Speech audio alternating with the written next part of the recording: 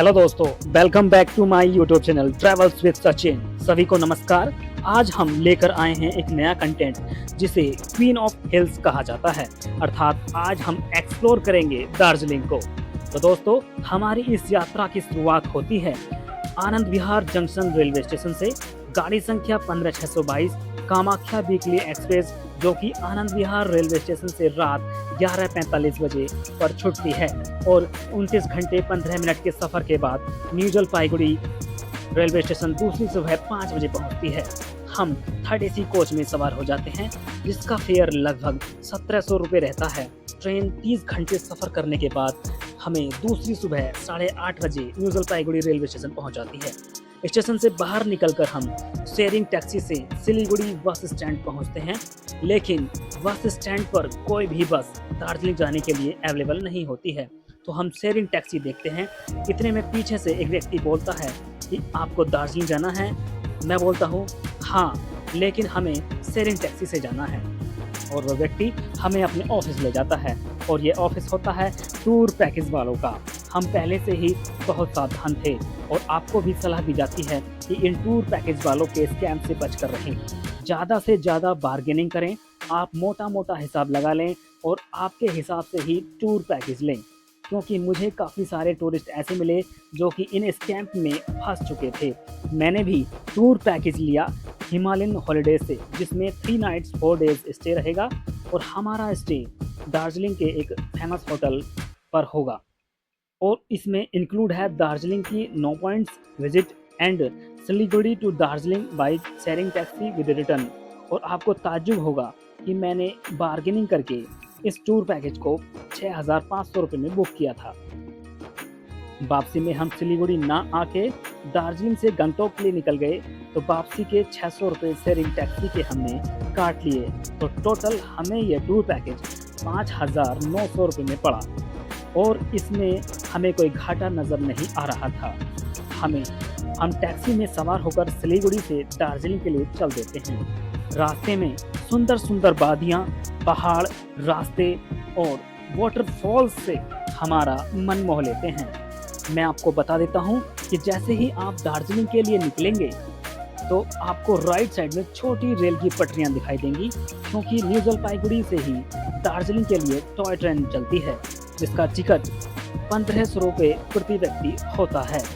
आगे बढ़ने पर एक सुंदर हिल स्टेशन रोहिणी आता है। यहाँ आपको सुंदर वाटरफॉल्स देखने को मिलता है। हम आगे बढ़ जाते हैं। आगे चलने पर एक खूबसूरत हिल स्टेशन कर्सियंग आता है। कर्सियंग में बहुत खूबसूरत प्लेसेस हैं जिन्हें आप विजिट कर सकते हैं। इनमें सबसे खास है डाउ हिल, जहाँ पर लोग अभी भी मानते हैं कि डाउ हिल के एक स्कूल में भूत रहते हैं और उस स्कूल की तरफ जाना मना है। डाउ हिल एक पाइन ट्री का एक जंगल है और एक खूबसूरत जगह है, जैसा कि आप देख रहे हैं। यहाँ की खूबसूरत एवं सुनसान रास्ते जो कि एक जंगल से होकर गुजरते हैं, आपके मन में रोमांच के साथ साथ डर पैदा कर सकते हैं। इसके बाद हम आगे बढ़ जाते हैं और हमें एक सुंदर वाटरफॉल दिखाई पड़ता है। आगे हमारी टैक्सी एक रेस्टोरेंट पर ब्रेकफास्ट के लिए रुकती है। वहाँ पर दार्जिलिंग के फेमस मोमोज हम ट्राई करते हैं। ब्रेकफास्ट करने के बाद हम आगे बढ़ते हैं तो सामने क्या देखते हैं कि चारों तरफ फोग ही फोग होता है। जैसा फोग हमारे यहाँ जनवरी महीने में होता है, वैसा फोग दार्जिलिंग के जून महीने में हमें देखने को मिलता है। हमारी टैक्सी कर्सियंग के टूरिस्ट टॉय ट्रेन स्टेशन को पार करते हुए आगे बढ़ती है। इसके बाद कर्सियंग कस्बे से आगे बढ़ रहे होते हैं। आगे सिंगल टी गार्डन का बोर्ड देखने को मिलता है। आगे एक टंग टॉय ट्रेन रेलवे स्टेशन से हमारी टैक्सी गुजरती है। इसके बाद एक शिव मंदिर का प्रवेश द्वार दिखता है और एक छोटे वाटरफॉल से हम आगे बढ़ चले जाते हैं। थोड़ा आगे चलने पर हम घूम मोनास्ट्री के पास पहुंच जाते हैं और घूम रेलवे स्टेशन को भी देख पाते हैं। काफ़ी फॉग होने के कारण हमें यह दृश्य बहुत धुंधला दिखाई पड़ता है। इसके बाद हमें एक बोर्ड दिखाई देता है जिस पर लिखा होता है welcome to Darjeeling the queen of hills. जैसे जैसे हम दार्जिलिंग की तरफ आगे बढ़ते हैं वैसे वैसे फॉग कम होता दिखाई देता है। फिर हम एक टॉय ट्रेन देख पाते हैं। इसे देखकर हमारी उत्सुकता और अधिक बढ़ जाती है। सड़क किनारे बने सुंदर एवं ऊंचे घर बड़े ही शानदार लगते हैं। सुंदर सुंदर रास्तों से होते हुए हम आगे बढ़ जाते हैं और फिर हमें वह दिखाई देता है जिसका हम सुबह से इंतज़ार कर रहे थे, और वह है दार्जिलिंग का टॉय ट्रेन रेलवे स्टेशन। सामने ही दोनों तरह के स्टीम इंजन व डीजल इंजन वर्कशॉप में खड़े दिखाई देते हैं, और लेफ्ट साइड में प्लेटफॉर्म नंबर 3 पर Darjeeling Joy ride special train खड़ी है। ट्रेन को पार करते हुए शहर की मेन सड़क से होते हुए टैक्सी हमें मॉल रोड की ओर ले जाती है। सुंदर सुंदर इमारतों, घरों और दुकानों से सजा यह शहर वाकई में बहुत खूबसूरत है। सामने दार्जिलिंग नगर पालिका की ऊंची सी बिल्डिंग आप देख पा रहे हैं। इसके बाद सड़क की राइट साइड में घोड़े पर सवार एक युवक की स्टैचू दिखाई पड़ती है। इसके बाद से एक चौक आता है और यहीं से ऊपर राइट साइड की ओर मॉल रोड का रास्ता शुरू हो जाता है। यहीं से आप मॉल रोड घूम सकते हैं और ये नीचे रास्ता दार्जिलिंग के बस स्टैंड की तरफ चला जाता है। क्योंकि मॉल रोड पर कोई भी वाहन अलाउ नहीं है, इसलिए मॉल रोड पर सभी वॉक करते हैं। हम यहाँ टैक्सी से उतरकर अपने होटल में चेक इन करते हैं। तो चलिए मैं आपको अपना दार्जिलिंग में होटल रूम टूर कराता हूँ, जो कि टूर पैकेज में इंक्लूड है।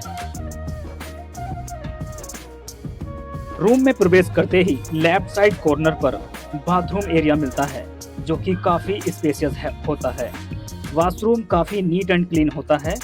इसमें आपको इंडियन स्टाइल की टॉयलेट मिल जाती है, क्योंकि हमने ऑनर से वेस्टर्न स्टाइल को मना कर दिया था।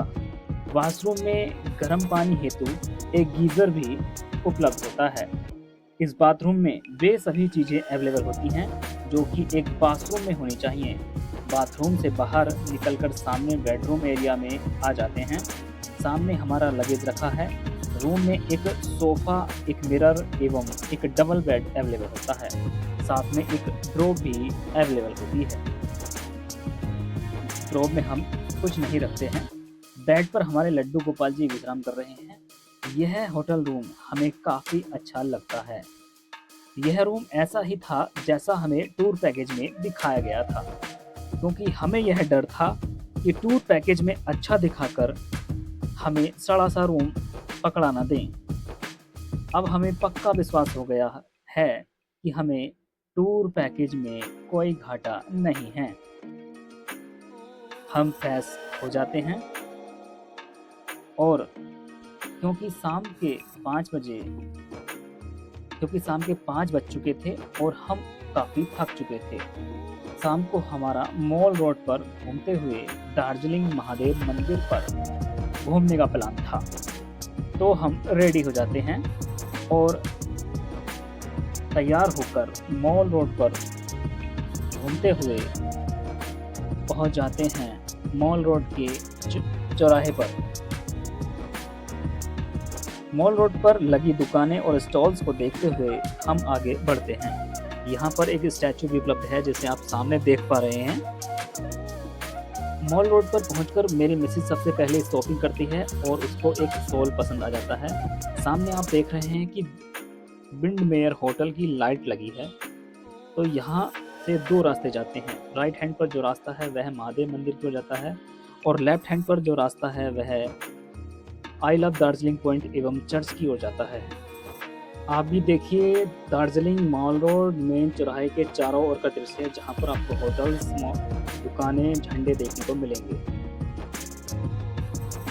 हम देरी न करते हुए महादेव मंदिर के प्रवेश द्वार पर पहुंच जाते हैं। प्रवेश द्वार पर एक पुण्य स्मृतिका स्थापित है।